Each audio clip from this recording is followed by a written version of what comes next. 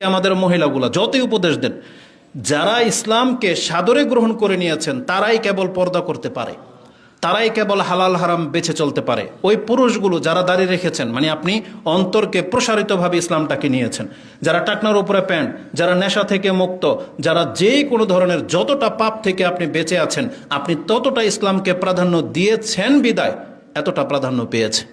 আর আমরা যতটা ইসলাম ছেড়ে দিচ্ছি ওই জায়গাগুলো তো আমাদের ঘাটতি আছে। না, আমাদেরকে কি করতে হবে? সময় কিন্তু খুব কম, আমাদের সময় ফুরিয়ে যাচ্ছে, নতুন করে ইসলাম নাজিল হবে না। এই কথাগুলো আমরা বারবার বলি। এই জন্য সৎ হইলে আপনি নিজে থেকে সৎ। বাস্তব অর্থে কি জানেন, আমরা এটা মাঝে মাঝে আশ্চর্য হয়ে যায়। আমরা অনেক সময় যুবকদেরকে শাসাই, আমরা অনেক সময় বেপর্দা মহিলাদেরকে বা অন্যদেরকে আমরা অনেক তিরস্কার করি, কিন্তু আপনি বাস্তব প্রেক্ষাপটটা দেখেন। বর্তমানে এমন একটা যুবক যার কোনো গার্জিয়ান নাই, সে চাইলেই জানা করতে পারে, উন্মুক্ত, নেটের মধ্যে চাইলেই তার সাথে সম্পর্ক সে করতে পারে, কিন্তু জানা থেকে মুক্ত আছে। তার ইমানটা আপনি কি মনে করেন, কিভাবে মাপবেন?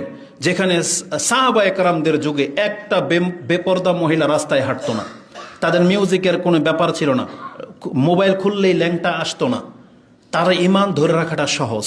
কিন্তু তাদের যুগেও আবু হুরায়রা রাদিয়াল্লাহু তাআলা আনহু, তিনি এবং তার সঙ্গীরা যখন সিয়াম পালন করতেন, কোনো একদিন জালাসা ফিল মসজিদ বলা হয়েছে, তারা মসজিদে অবস্থান করত এবং বলতো নুতাহহিরু সিয়ামানা, আমরা আমাদের সিয়ামকে পবিত্র রাখার জন্য মসজিদে অবস্থান করতেছি। অথচ তাদের সিয়াম নাপাক হয়ে যাওয়ার মতো তেমন কিছুই ঘটে নাই, আর আমরা আমাদের নাপাকি বস্তু সাথে নিয়ে ঘুরি। মোবাইল খুললেই আমার মর্যাদা হারিয়ে যেতে পারে, কারণ যখন তখন একটা মেয়ের ছবি একবারে এমন পর্যায়ে যেটাকে ইসলামে ফাহেসা বেহায়া বলা হয়েছে, সেই অবস্থায় আসবে, আমি রোধ করতে পারবো না। তাহলে আমরা এই অবস্থায় থেকেও যেই সমস্ত যুবকরা এই নোংরামি থেকে বেঁচে আছে, যারা চাইলেই সিগারেট খেতে পারে বেঁচে আছে, আপনি তার মর্যাদাটাকে কিভাবে মাপবো আমি বুঝি না। তবে আল্লাহর কাছে এটা আশা করি, হয়তো রাসূল সাল্লাল্লাহু আলাইহি ওয়াসাল্লাম যে হাদিসে বলেছেন যে পরবর্তীতে ফিতনার যুগে যারা আমার সুন্নাহর উপরে থাকবে তারা তোমাদের 50 জন শহীদের সমান নেকি পাবে। আল্লাহ যেন আমাদেরকে তাদের অন্তর্ভুক্ত করে দেন, এবং যারা ইসলামের উপরে টিকে আছে সেই সমস্ত পুরুষ এবং নারীদেরকে যেন আল্লাহ রহম করে, আমিন ইয়া রাব্বাল আলামিন। তা আল্লাহ সুবহানাহু ওয়া তাআলা আমাদেরকে বলেছেন অন্তরটাকে আগে ঠিক করতে। অন্তরটা ঠিক হওয়াটা এটা জরুরি, কারণ আজকে আমরা যদি অন্তর থেকে ইসলাম পালন না করি, কোনো উপদেশ আপনার কোনো কাজে আসবে না। আর যেই দিন থেকে আপনি অন্তর থেকে মেনে নেবেন যে আমি আমার রবের কথা মানব, আমি আমার রাসূলুল্লাহ সাল্লাল্লাহু আলাইহি সাল্লামের দিক নির্দেশনা মোতাবেক চলবো, আপনার অন্তরকে বাধ্য করতে হবে, আপনাকে বাধ্য করতে হবে। এটা না হইলে কোনো বক্তব্য কোনো কাজে আসবে না।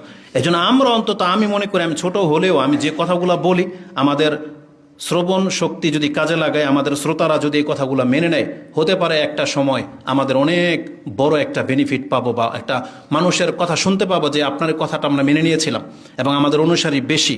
এভাবে ইনশাল্লাহ দিন পরিবর্তন হওয়া সম্ভব, বাংলাদেশের চিত্র পরিবর্তন হওয়া সম্ভব। প্রত্যেকটা খুতবায় যদি বা প্রত্যেকটা বক্তা থেকে যদি 100 জন শুধরে যায়, আলহামদুলিল্লাহ আমাদের সালাফি আলেম 100-র ওভার আছে।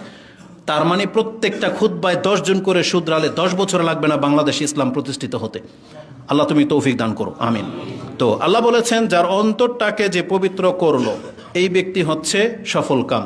এই অন্তর আপনাকে শিরিক কুফরি নেফাকে থেকে মুক্ত করতে হবে। আর যেমনটা বললাম, যতদূর সম্ভব আমাদের লোভ কমাতে হবে, আমাদের শাহওয়াত, এই যেগুলো শাহওয়াতের, যে আমি অনেক টাকা হয়েছে ঘুরতে চলে যাই, অনেক টাকা হয়েছে 2-3টা বিয়ে করি, ভোগ করে আবার ছেড়ে দিই, যেগুলো এরকম করতেছেন অনেকেই করে।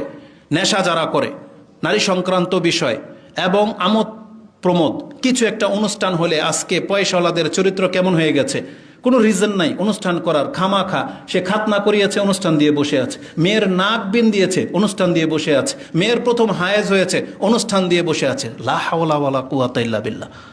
মুসলিমদের চরিত্র এমন কেন হয়ে যাচ্ছে? আর অনুষ্ঠানে একটা ধরন থাকতে হয়।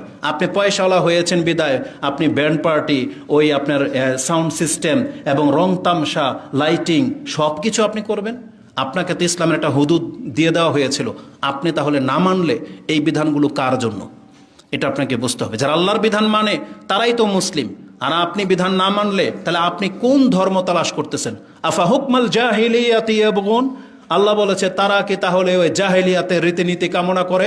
ওমান আহসানু মিনাল্লাহি হুকমান লিকাউমি ইউকিনুন, আল্লাহর চাইতে উত্তম বিধান একটা বিশ্বাসের জন্য আর কে দিতে পারে? আল্লাহ বলেছেন আল্লাহর চাইতে আর কে সাজাতে পারে একটা বিধান?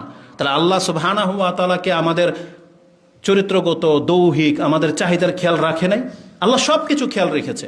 আল্লাহ তো প্রথমে বলে দিয়েছে লজ্জাস্থানকে হেফাজত করতে হবে। আল্লাহ দেখলো এটা আমার বান্দার জন্য কঠিন হয়ে যাবে, তখন বলো যাও তোমার স্ত্রীর জন্য জায়েজ করে দিলাম। তো আল্লাহ তো দিয়েছে তো জায়েজ পথ, এটা যার তার সাথে না। আপনি পশুর সাথে কেন করতে চান? যে যাকে হারাম করা হয়েছে তার সাথে কেন করতে চান? জায়েজ পথ তো আল্লাহ রেখেছে। আল্লাহ যদি না রাখতো তাহলে আপনি বলতেন যে আমাদের ইসলাম আমাদের উপরে বেশি বাড়াবাড়ি করেছে। কিন্তু আল্লাহ তো, আপনি খান না, ওঢেল খান, আপনি লাহাম্মাদ গুদ খান, যদি আপনার টাকা থাকে হালাল খান, তাহলে হারাম ভাবে কেন? হারামগুলো কেন? তো কথা হচ্ছে যে আপনাকে ইসলাম পালন করতে গেলে আপনার অন্তরটাকে একটু প্রসারিত লাগবে, যে আমি ইসলাম পালন করব, এটা আপনার এখান থেকে নিতে হবে যে আমি মানব। এটা না হইলেও হবে না। তা আল্লাহ আমাদেরকে তৌফিক দান করুন।